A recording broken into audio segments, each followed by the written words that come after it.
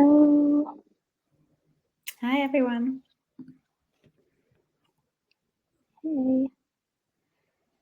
So excited for this. Great to have you here, Anna. Great to be here, talking about one of my all-time favorite things. Thanks for everybody coming in to join. We're just going to wait a minute or two for people to get the notification and tune in, make sure they can hear us properly and everything. Hey. Feel free to say hey in the chat. Let us know, I don't know, what your job role is, or if you've done UGC before, or if you're just hearing about it and want to get started. Great to hear kind of where everyone's at with it. Hello.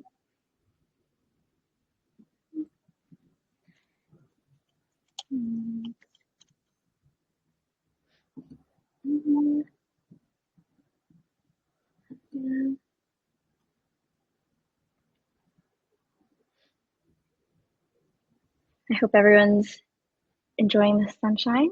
If it's sunny where you are, very sunny in London, which is very nice. Enjoy. Yeah, very excited about it. That first hint of spring. Yeah, it's a good sign. It's like, oh, webinar day and it's a sunny day. It's going to be great. Okay. Yeah, we just had lunch outside as well, which is so nice. Awesome. All right, I think we should get started. Sound good? Yeah. Sounds good. Awesome. But yeah, welcome everybody. It's so nice to have you here, whether you're on your lunch break or just coming back or even just having us in the background. We really just appreciate you taking time out of your day to join us. Get into it. All right. Before we dive in, just a bit of general housekeeping to ensure you have the best experience possible. Firstly, you should be able to see the presentation full screen with my video and Anna's video a bit smaller on the bottom. But if you are seeing, all three screens equal sized, please just click the icon on the top right corner so that it expands the presentation, just to make sure you can follow along easily. But yeah, as you come in, feel free to drop an intro in the comments. We'd love to know who's joining today, what your current role is in your company, or what your experience with UGC is. But yeah, super fun. Also, for those coming in, this will be about a half an hour session with a Q&A at the end. And it is going to be recorded. So if you do need to drop off at any point, you'll receive an email right away with the replay and any summarized notes as well. But yeah, so excited to be here.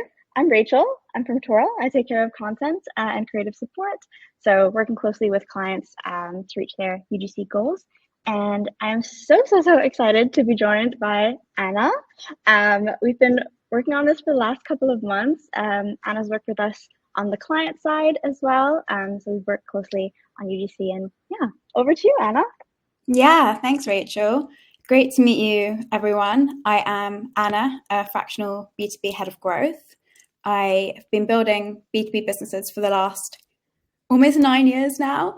And I've worked across a wide range of industries, from data through to ed tech, insurance, legal tech, and fintech as well. Wow. I probably missed a few in there. And the one thing I've kind of learned is that B2B doesn't need to be boring. We spend so much of our lives at work. And so communicating in a kind of like real, sometimes even fun way isn't just like nicer for all of our lives, but actually a much better way to capture your audience's attention. And in the last few years, a lot of the way I've kind of been doing that with clients is through UGC. And we've pretty consistently, one exception across like 8 brands, seen UGC ads outperform more traditional formats, whether that's like cost per demo, cost per sign up, or cost per lead. So I'm a big fan of bringing UGC into the mix. Exciting. Thank you so much. But yeah, thanks everyone for coming today. We'll just go a quick rundown on what you can expect today in the session. Yeah, so we're going to go through why UGC works for B2B and bust some of the myths around UGC being really just for consumer brands. Then we'll look at how you can target the right audience or the right audiences, as is often the case, and use the right creators, the right script to do that. And then we'll run through how to get started. I know it can seem like a really overwhelming thing at first if you're used to doing ads in a certain way, but we'll break that down for you. Absolutely. So yeah, whether you're an account executive at a B2B sort of company, or if you're working at an agency and you have some B2B clients that you've maybe never considered UGC before, so hopefully the session is for you and you'll have everything you need to get started. But yeah, this is just a bit of an order of the webinar, so you'll be able to follow along, know where we're at. But yeah, just going through how to rethink it, some storytelling techniques, how to execute it, and of course, next steps for you to take it to the next level. All right, so excited. Thank you. So why do we think UGC works for B2B? Here is an overview. We'll go through in a lot more detail, but what it really comes down to is being human, not just talking about specs and pricing and exactly what features you've got from the get-go, and telling a story with that kind of human style on the content side. Then on the distribution side, it's really about being platform native. So don't show up on Facebook with something that feels very, very corporate when that's not essentially why your audience is scrolling through Instagram, and instead be appropriate, and then you'll find it much easier to not look like an ad and actually get people's attention. 100%. So yeah, now we're just going to go through some myths and give a bit of a peek into what we'll later break down. So starting with the first one, UGC isn't professional enough for B2B. What do you think, Anna? I hear this one all the time. And with this one, I just always ask clients to go back to, but who actually are you selling to? Do they have lives outside work? Do they spend time on Instagram, on TikTok? And do they see themselves as this like corporate kind of ghost, or as a real human who, yes, cares a lot about their job, but also wants something told in an engaging way? They're scrolling because they're procrastinating, probably, not because they're looking for something really serious.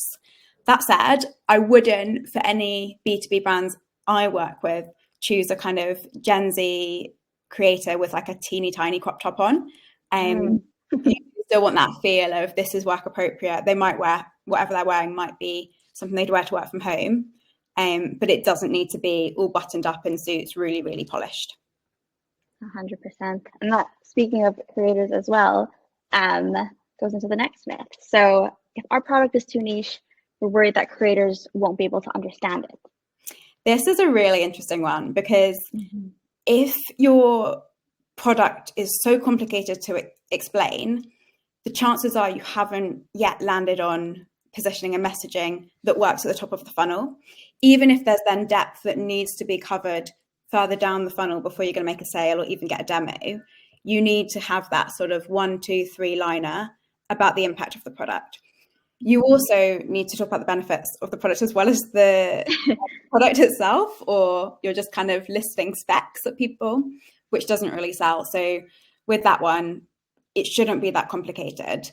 If it's a question of just wanting more control of the messaging than you would want for, say, like a food and drink brand where people can go off on tangents, yes, that is completely valid, and I agree with that. I always go for quite a scripted brief where things are really specified, just so that you reduce the back and forth, but it should still be understandable. Totally. Like an elevator pitch to really get it. Yeah, exactly.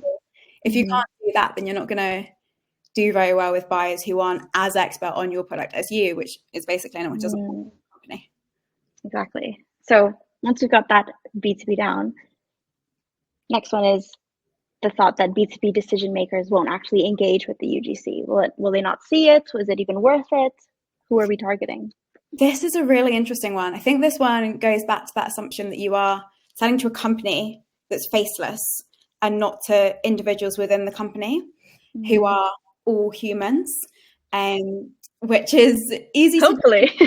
I think when we talk about things like account-based marketing, we talk about, oh, we're selling to Coca-Cola, we're selling to Google, and we kind of forget that within that we're selling to specific people who do specific jobs and are just like anyone else.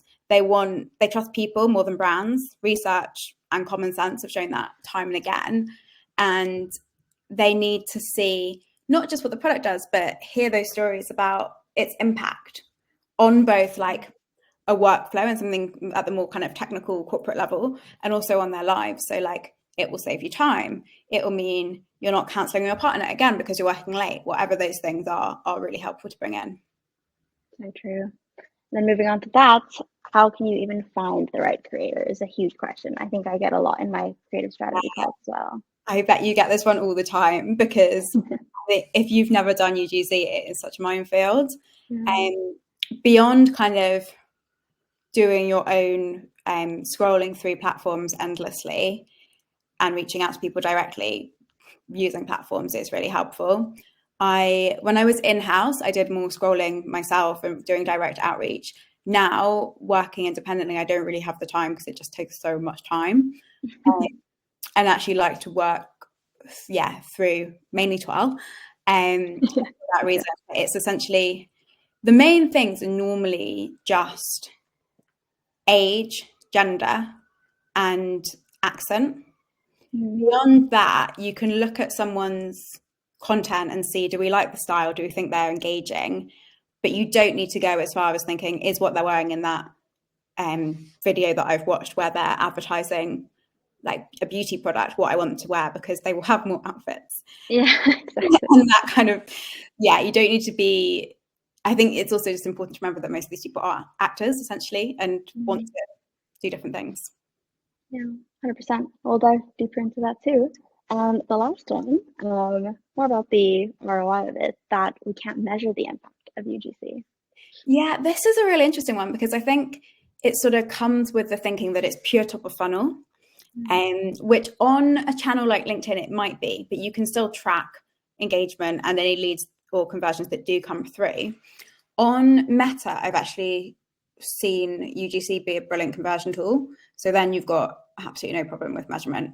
And it does kind of sit always with a prospecting audience, but on that kind of, it's almost like a full funnel piece, which is great to have. Awesome. There we go. Myths debunked. Now let's go into the how and the why, starting with storytelling. This is, I think, probably it's definitely the reason I first thought, why don't I try UGC for a B2B brand? And storytelling, as kind of we all know, is important everywhere for selling everything. But I think it's especially important when you're selling something that little bit more complicated. So people can't just see an image of it and immediately be like, right, that's for me. As they can with, say, like a dress or maybe like a food product.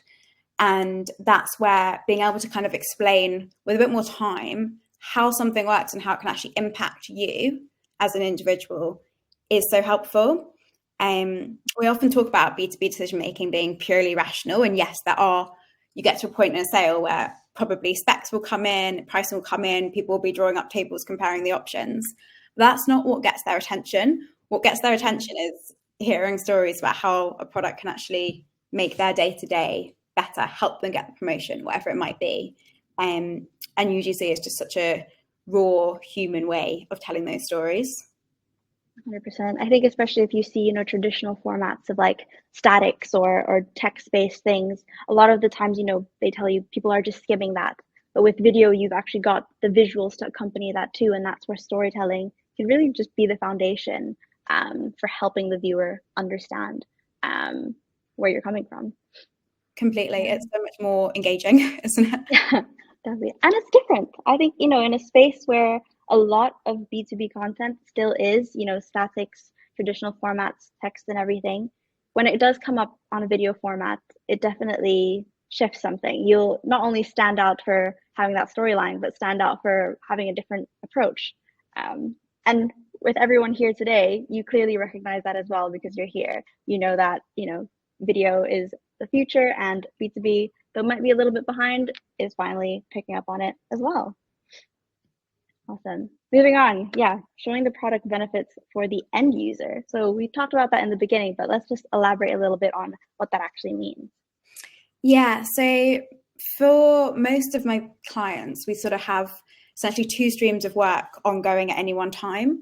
One stream targeting the decision maker and one stream targeting the end user as well. So that'll classically be something like a head of product as the decision maker making a decision about whether or not something is purchased. But then the end user might be the product managers who are feeling the pain day to day of not using something. And it can be really, really worth investing in telling the end user story as well, because they will be consulted more likely than not, and can actually have more kind of influence over the decision that you think. And B2B, like sort of demos can essentially be translated into a UGC format, not as formal, not as long, where it's like, this is how I use this is how it's part of my day-to-day. Yeah, and that just is really interesting as well, because like when you think about, again, they're humans behind the screen. These are people who likely are on social media as well. And I find it so interesting that a lot of that time when we're browsing social media, the things that are relatable are these like corporate icks, like when your coworker does this POV. So it's like we're already being fed so much content about the workplace anyway. How can you then, take advantage of that or make your copy and video like integrated with that to be relatable for it as well, because it's already out there.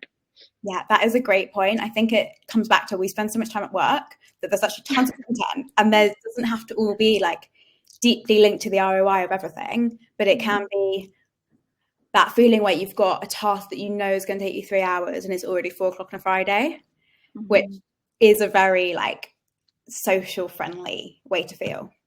Totally. Yeah. And that leads to the next point about, building trust, how to actually get that end user to resonate with the video that you've put out. Yeah, this one is so important. I think it's just incredibly hard to do without human stories. You need people to trust you for a B2B product almost more often than with a B2C product, because when you decide to invest in a tool, you're not just deciding to invest in a tool and spending what might be your own or someone else's budget on it.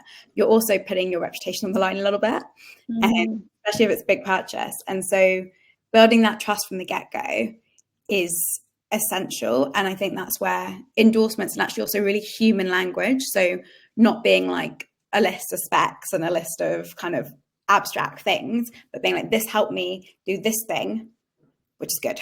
Really simple, really human.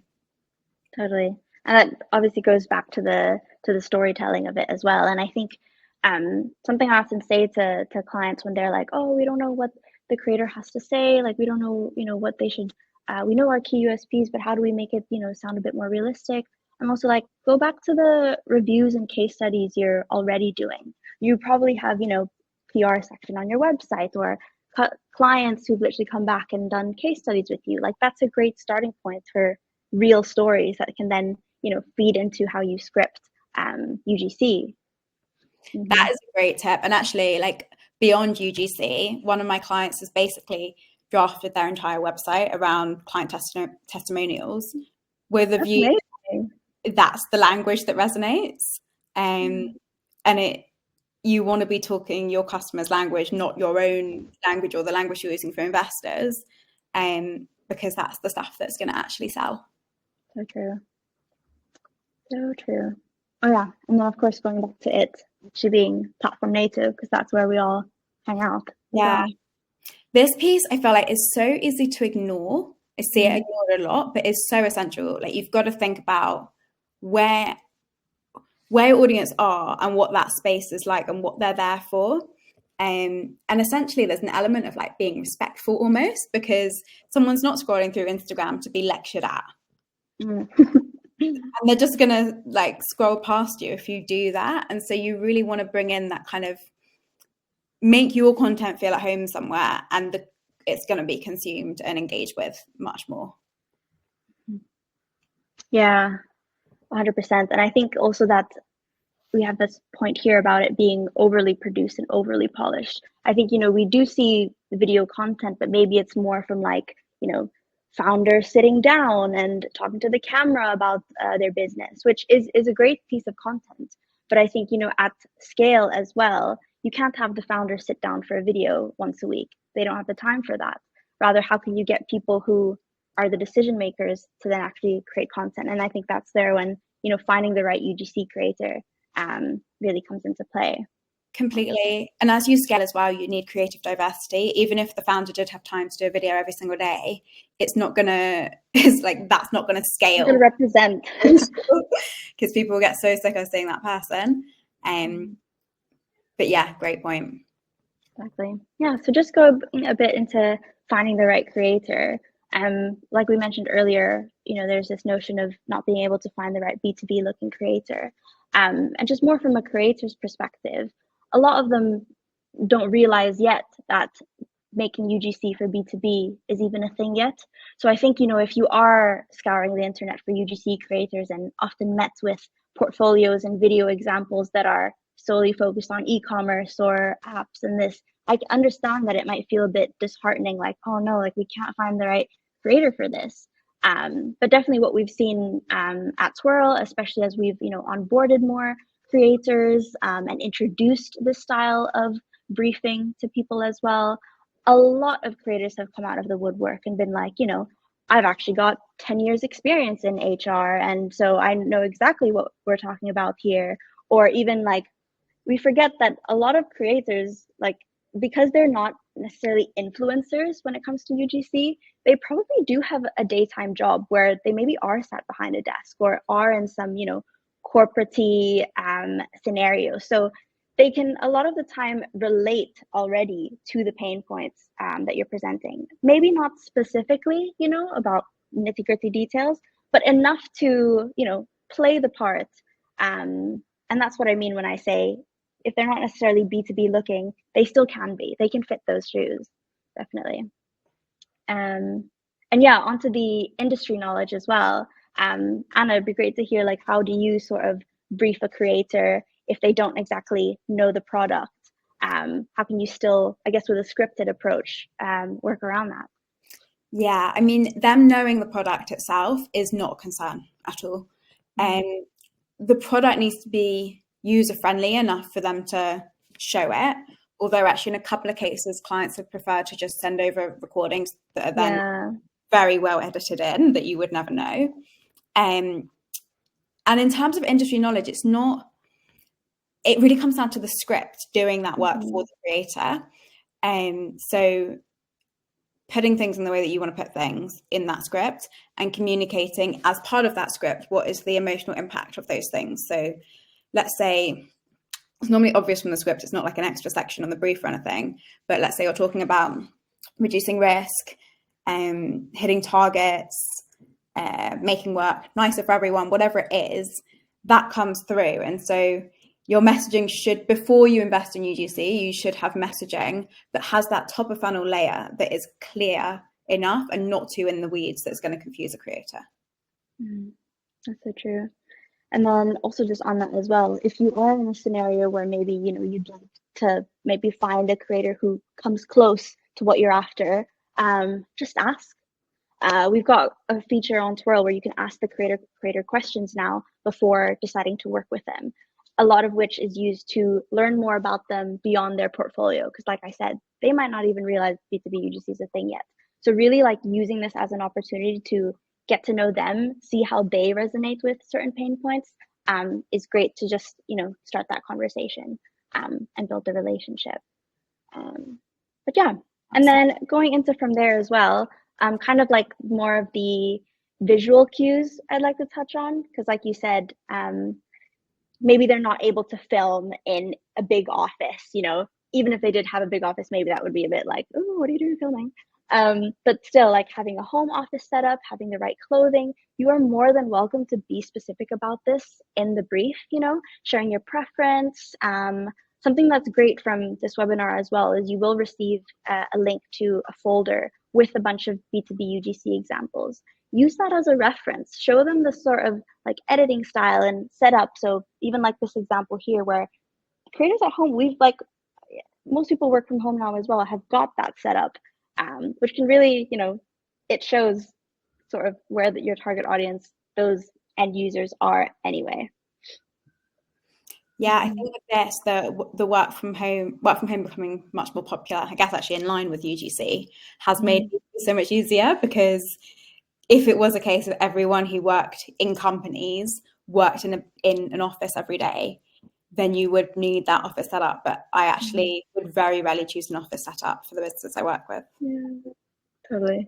And even if you did, like, it's so easy to, I think, get B-roll where, you've set up your phone of just you typing or off to get your lunch, little things like that. If you just note that it's a preference, the creator, if they do work in an office some days a week, it's probably likely happy to, take a few scenes that you can just slot in as well, with the voiceover over top. So definitely possible as well.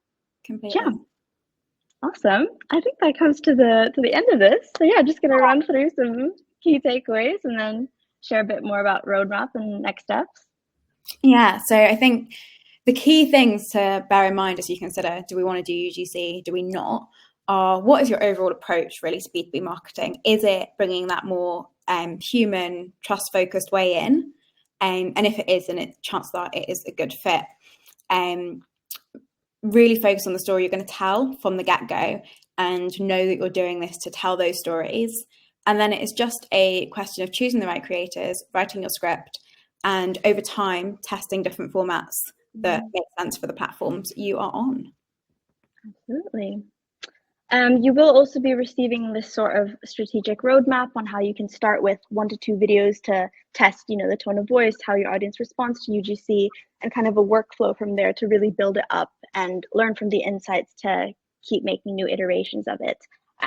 And something that's really useful as well is when you have this content, what I like to call a content bank, often with full usage rights as well, which is what Twirl offers, is that you can repurpose them. And so, bringing up a video from 1 month and using it down the line when something new has come up, or just repurposing it to really make it evergreen.